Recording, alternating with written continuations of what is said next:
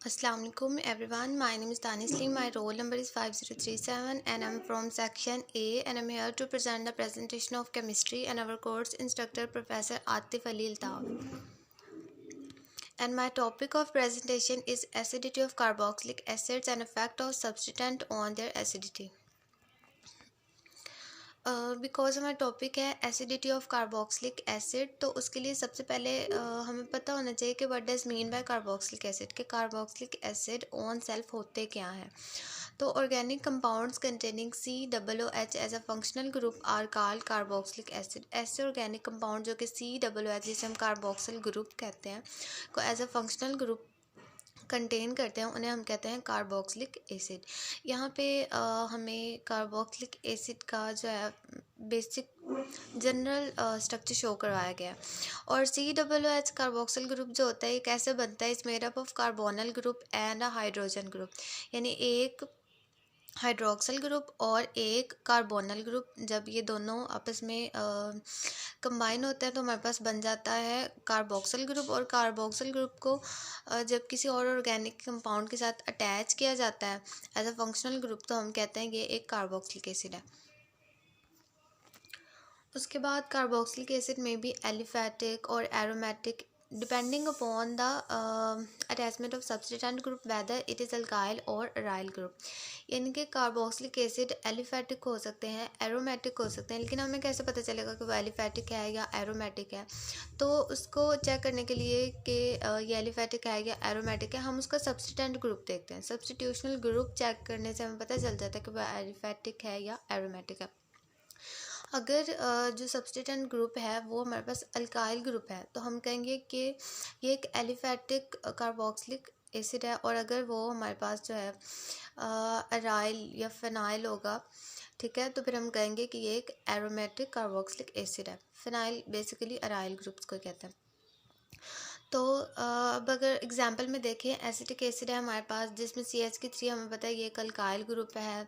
तो acetic acid जो हुआ ये एक एलिफैटिक कार्बोक्सिलिक एसिड है। और जो बेंजोइक एसिड है ये इसमें अराइल ग्रुप अटैच है, तो इस वजह से हम इसे एरोमेटिक कार्बोक्सिलिक एसिड कहते हैं। बेसिकली जो फिनाइल्स होते हैं उन्हें हम अराइल कहते हैं और फिनाइल्स होते हैं वो बेंजीन से ही हासिल किए जाते हैं, तो बेंजीन को भी हम अराइल ग्रुप ही कंसिडर करते हैं। उसके अलावा what does mean bye acidity, कि एसिडिटी क्या होती है? तो describe the amount of acid in a substance, ठीक है, कोई भी सब्सटेंस है बेसिकली ये बताएगी कि उसमें एसिड की अमाउंट कितनी है, ठीक है। N acid is a chemical that gives off hydrogen ions in water and form salt by combining with certain metals. तो एसिड क्या होता है कि जिसमें ईजिली रिमूवल ऑफ प्रोटॉन हो जाए, ठीक है। और फिर क्या होता है कि ईजिली रिमूवल ऑफ प्रोटॉन के बाद दूसरी तरह की मेटल्स के साथ मिलके वो सॉल्ट फॉर्म करते हैं। सो एसिडिटी को अगर देखा जाए तो बेसिकली ये एक ऐसा पैरामीटर होता है जो कि कंपाउंड की एसिडिटी फाउंड करने में मदद करता है कि कंपाउंड कितना एसिडिक है या उसमें अमाउंट ऑफ एसिड कितनी प्रेजेंट है। अब it is measured on the scale called the pH scale. अब हम सबको पता है कि पीएच स्केल जो है वो एसिडिटी मेजर करने के लिए यूज़ किया जाता है। और पीएच स्केल के ऊपर जो 7 to 0 वैल्यूज़ होती हैं, मतलब 7 से 0 तक आते आते जो वैल्यूज़ आती हैं, जैसे जैसे वैल्यूज़ कम होती जाती हैं वैसे वैसे क्या होता है कि एसिडिटी इंक्रीज़ होती जाती है। इसका इन्वर्स रिलेशन होता है, वैल्यूज़ कम होती जाएंगी एसिडिटी बढ़ती जाएगी। उसके बाद acidity of carboxylic acids and effect of substituent on their acidity, our main topic. So इसमें क्या कह रहे हैं कि the presence of such groups near the COOH of a carboxylic group often has an effect on acidity. Definitely अगर कोई भी substitutional group attach हो रहा है, अल्काइल हो या फिर अराइल हो, किसी भी किस्म का, तो उसका कोई ना कोई अफेक्ट इसकी एसिडिटी पे हो रहा होता है। या तो उस ग्रुप की वजह से एसिडिटी ज़्यादा हो रही होती है या फिर उस ग्रुप की वजह से एसिडिटी कम हो रही होती है, ठीक है। तो अब हम बारी बारी डिस्कस करते हैं कि कौन से ग्रुप की वजह से एसिडिटी पे क्या अफेक्ट पड़ रहा होता है। तो फर्स्टली हम डिस्कस करेंगे इंडक्टिव अफेक्ट। इंडक्टिव अफेक्ट होता क्या है? इंडक्टिव अफेक्ट एक परमानेंट अफेक्ट होता है और इसकी जो बेस वर्डिंग है वो है कि डिस्प्लेसमेंट ऑफ सिग्मा इलेक्ट्रॉन्स, कि इसमें सिग्मा इलेक्ट्रॉन्स जो हैं वो डिस्प्लेस होते हैं from electronegative species towards more electronegative species, कि फ़र्ज़ कर ले हमारे पास दो स्पीशीज़ हैं, एक लेस इलेक्ट्रोनेगेटिव है, एक मोर इलेक्ट्रोनेगेटिव है। तो जो इलेक्ट्रॉन्स होंगे वो क्या करेंगे, वो मोर इलेक्ट्रोनेगेटिव स्पीशी की तरफ मूव करना शुरू कर देंगे। ठीक है, तो इस प्रोसेस को हम कहेंगे इंडक्टिव अफेक्ट, जिसकी वजह से क्या होगा कि वो मोर इलेक्ट्रोनेगेटिव स्पीशी की तरफ मूव करना शुरू कर देंगे। अब इंडक्टिव अफेक्ट हमारे पास दो तरह का होता है, लाइक एक होता है माइनस आई इफेक्ट, एक होता है प्लस आई इफेक्ट। तो जो माइनस आई इफेक्ट होता है इसको कहते हैं इलेक्ट्रॉन विड्रॉइंग स्पीशी, और जो प्लस आई इफेक्ट होता है इसको हम कहते हैं इलेक्ट्रॉन डोनेटिंग या फिर इलेक्ट्रॉन रिलीजिंग स्पीशी। अब अगेन कि हमने एक एग्जांपल ली, दो स्पीशीज़ हैं, एक लेस इलेक्ट्रोनेगेटिव है, एक मोर इलेक्ट्रोनेगेटिव है। तो जो इलेक्ट्रॉन है वो मोर की तरफ मूव करना शुरू कर देंगे। तो जो मोर इलेक्ट्रोनेगेटिव स्पीशी होगी जो कि इलेक्ट्रॉन को ड्रॉ कर रही है, अपनी तरफ खींच रही है, उसको हम कहेंगे कि इसके ऊपर माइनस आई इफेक्ट है। और जिधर से इलेक्ट्रॉन जा रहे हैं, यानी जो स्पीशी इलेक्ट्रॉन डोनेट कर रही है लेस इलेक्ट्रोनेगेटिव है, हम कहेंगे कि इसके ऊपर प्लस आई इफेक्ट है। तो ये डिफरेंस होता है दोनों में कि जिसकी तरफ मूव कर रहे होते हैं, जो खींच रही होती है अपनी तरफ, वो होती है इलेक्ट्रॉन विड्रॉइंग स्पीशी, और जो दे रही होती है, जिसकी तरफ से जा रहे होते हैं, उसे हम कहते हैं इलेक्ट्रॉन डोनेटिंग या फिर इलेक्ट्रॉन रिलीजिंग स्पीशी। अब हम यहाँ पे कुछ एग्जांपल्स से इसको समझने की कोशिश करते हैं कि ये किस तरह मतलब इसकी मूवमेंट होती है या किस तरह एसिडिटी बढ़ रही होती है। फर्स्टली जो हमारे पास ग्रुप है CF3, जो कि सब्स्टिट्यूशनल ग्रुप हमने अटैच किया है, इसे कहते हैं ट्राईफ्लोरोमेथाइल। ठीक है, और हम सबको पता है कि ट्राईफ्लोरोमेथाइल एक इलेक्ट्रॉन विड्रॉइंग ग्रुप है। ठीक है, तो इलेक्ट्रॉन विड्रॉइंग ग्रुप जहाँ भी कार्बोक्सिल ग्रुप के साथ अटैच होगा, कार्बोक्सिल ग्रुप के साथ, तो वो क्या करेगा कि वो इसकी एसिडिटी को बढ़ा देगा, कार्बोक्सिलिक एसिड की एसिडिटी को बढ़ा देगा। NO2 नाइट्रोजन डाइऑक्साइड भी हमारे पास एक इलेक्ट्रॉन विड्रॉइंग ग्रुप है, तो इसकी वजह से भी जो है एसिडिटी इन्हेंस करेगी। लेकिन CF3 NO2 से ज़्यादा मतलब एबिलिटी रखता है इस चीज़ की, एसिडिटी को इन्हेंस करने की। और एक बात ये कि हमने नोट किया होगा कि जितने भी कार्बोक्सिलिक एसिड के रिएक्शन या स्ट्रक्चर्स हैं वो हमेशा इक्विलिब्रियम में आते हैं। वो क्यों इक्विलिब्रियम में आते हैं, उसकी वजह ये होती है कि जो हमारे पास कार्बोक्सिलिक एसिड हैं उन्हें हम वीक एसिड कंसिडर करते हैं, और वीक और स्ट्रॉन्ग एसिड में बेसिक डिफरेंस ये होता है कि जो स्ट्रॉन्ग एसिड होते हैं वो कम्प्लीटली आयोनाइज हो जाते हैं एक्वस सोल्यूशन में, लेकिन जो हमारे पास वीक एसिड होते हैं वो कम्प्लीटली आयोनाइज नहीं हो सकते।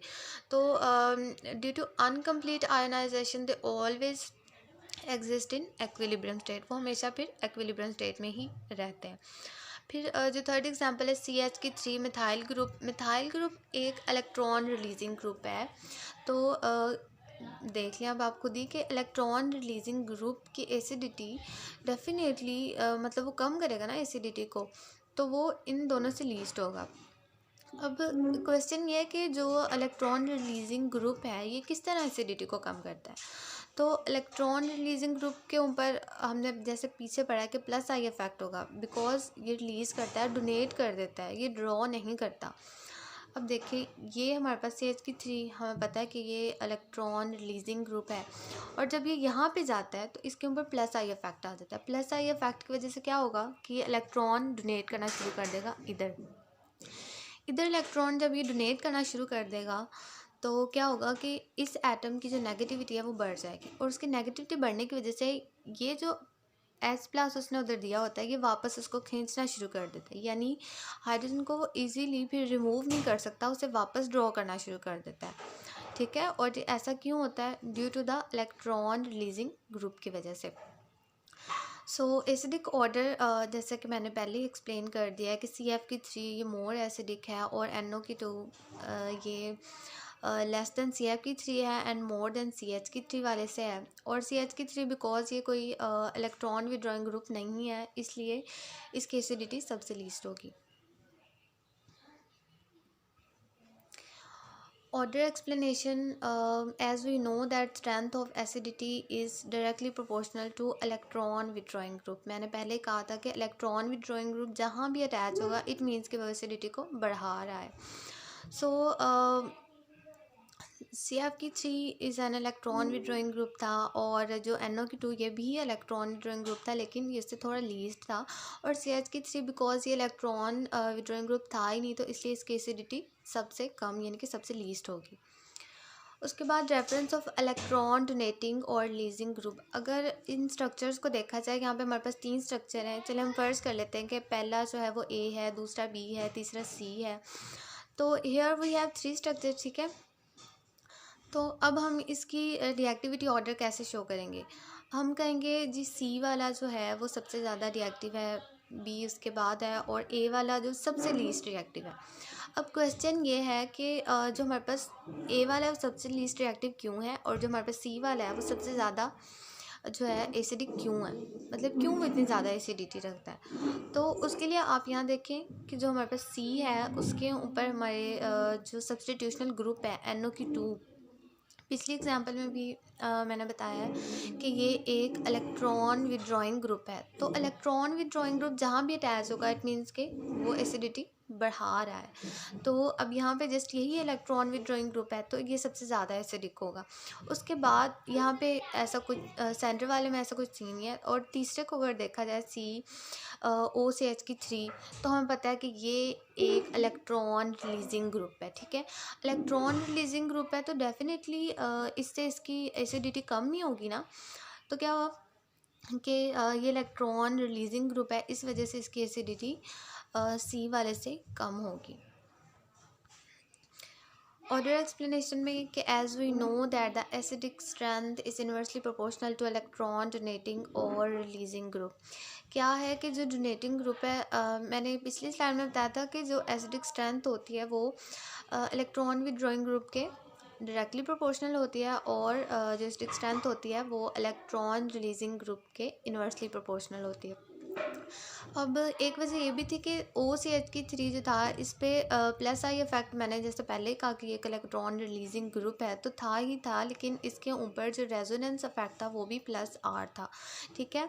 सो इसने डेफिनेटली एसिडिटी को डिक्रीज़ ही करना था।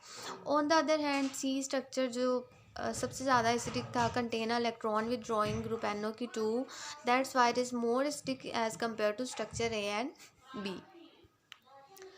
अब बिकॉज़ हम एसिडिटी पे अफेक्ट देख रहे हैं कि कौन सी चीज़ किस तरह अफेक्ट कर रही है, तो यहाँ पे हम देखते हैं pKa वैल्यू का क्या अफेक्ट होता है एसिडिटी। pKa वैल्यू की वजह से वो कम होते हैं, ये ज़्यादा होती है, ये अब हम देखते हैं।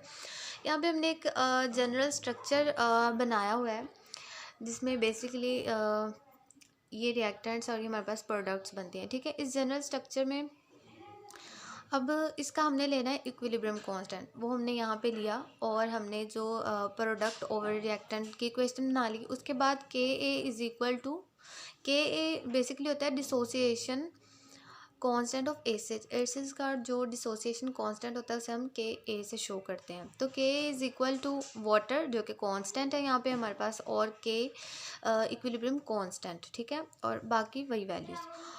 उसके बाद अब इस इक्वेशन में अगर गौर किया जाए इस वाली में, तो इसमें क्या है कि जो Ka है हमारे पास ये डायरेक्टली प्रोपोर्शनल आ रहा है H3O+ के। H3O+ हाइड्रोनियम आइंस होते हैं, ठीक है। So we can say that if increase the H+, यहाँ पे और H+ आएगा तो ये और ज़्यादा एसिडिक हो जाएगा। Then Ka value increase which increases the acidity because it is directly proportional to acidity, but the pKa value of carboxylic acid is inversely proportional to acidic strength. Ka value directly proportional to acidity और pKa value is inversely proportional to acidity. यहाँ पे हमने बताया कि pKa value basically होती क्या है, तो वो Ka वैल्यू का माइनस लोगार्थम यानी कि negative logarithm of the Ka value is called pKa value. तो बिकॉज हमने कहा कि अगर Ka ज़्यादा है तो एसिडिटी ज़्यादा है और pKa कम है, लेकिन अगर pKa ज़्यादा है तो इट मीन्स कि एसिडिटी कम है। अब इसको हम थोड़ी सी एग्जांपल से देखते हैं कि किस तरह एक्सप्लेन किया जा सकता है। फॉर्मिक एसिड है हमारे पास, एसिटिक एसिड है, बेंजोइक एसिड है हमारे पास। फॉर्मिक एसिड की pK वैल्यू 3.75 है, और एसिटिक एसिड की 4.74 है, और बेंजोइक एसिड की 4.19 है। अब एसिडिक स्ट्रेंथ का ऑर्डर चेक करते हैं कि जितनी ज़्यादा पीके वैल्यू होगी उतनी ही कम एसिडिटी हो जाएगी, ठीक है। अब देखें, हमने सबसे पहले लिखा फॉर्मिक एसिड जिसकी पीके वैल्यू कितनी है 3.75। फिर हमने लिखा जी बेंजोइक एसिड जिसकी पीके वैल्यू है 4.19। उसके बाद हमने थर्ड लिखा एसिटिक एसिड जिसकी पीके वैल्यू है 4.74, ठीक है। तो जैसे जैसे हम पीके वैल्यू बढ़ाते जाएंगे एसिडिटी जो है वो कम होती जाएगी। उसके बाद acidic strength with reference of resonance. अब रेजोनेंस, नो डाउट कि रेजोनेंस जो है एक मेजर कंट्रीब्यूटर है to exceptional acidity of carboxylic acid. It play a very vital role in increment of acidic strength. अब हमें पता है जहाँ रेजोनेंस हो रही होती है वहाँ पे जो हमारी एसिडिक स्ट्रेंथ होती है वो हमेशा इंक्रीज हो जाती है। अब फर्स्ट ऑफ ऑल हम यहाँ पे एक जनरल इक्वेशन देख रहे हैं जो कि यहाँ पे ड्रॉ की गई है, ये वाली।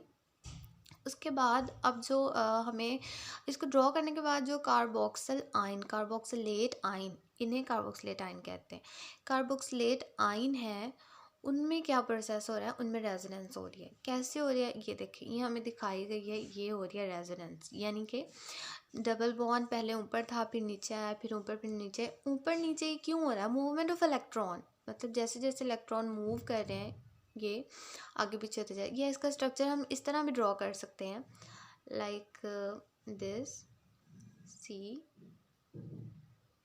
ओ ऑक्सीजन, इसके ऊपर पार्शियल नेगेटिव, इसके ऊपर भी पार्शियल नेगेटिव, और जो इलेक्ट्रॉन है वो यहाँ दरमियान में मूव कर रहे हैं। तो इनकी जो मूवमेंट है वो कौन सी मूवमेंट है? वो है रेजोनेटिक मूवमेंट, यानी कि वो रेजोनेट कर रहे हैं। रेजोनेटिक मूवमेंट बेसिकली क्या होती है? Alternation of single and double bond. तो यहाँ पे हम इजीली देख सकते हैं कि अल्टरनेशन ऑफ सिंगल और डबल बॉन्ड किस तरह हो रही है। पहले डबल बॉन्ड ऊपर था फिर नीचे आ गया फिर ऊपर चला गया फिर नीचे आ गया। तो रेजोनेंस की वजह से भी क्या होता है कि हमारे पास जो एसिडिक स्ट्रेंथ होती है वो बढ़ जाती है। रेजोनेंस बेसिकली एसिडिटी को बढ़ा देती है। As we can see the resonating structure of carboxylic acid in our previous slide, in which we can observe that the carboxylate ion is an unstable structure. That's why it shows resonance to gain stability. और हमें पता है कि कोई भी structure जब unstable होता है वो तब स्टेबिलिटी गेन करने के लिए रेजोनेंस परफॉर्म करता है। So due to the resonance processing, the carboxylic acid also gain more acidity as compared to alcohols and phenols. एक और बात कि अल्कोहल्स और फिनॉल्स जो होते हैं इनकी एसिडिटी कम होती है as compare to the acidity of carboxylic acid.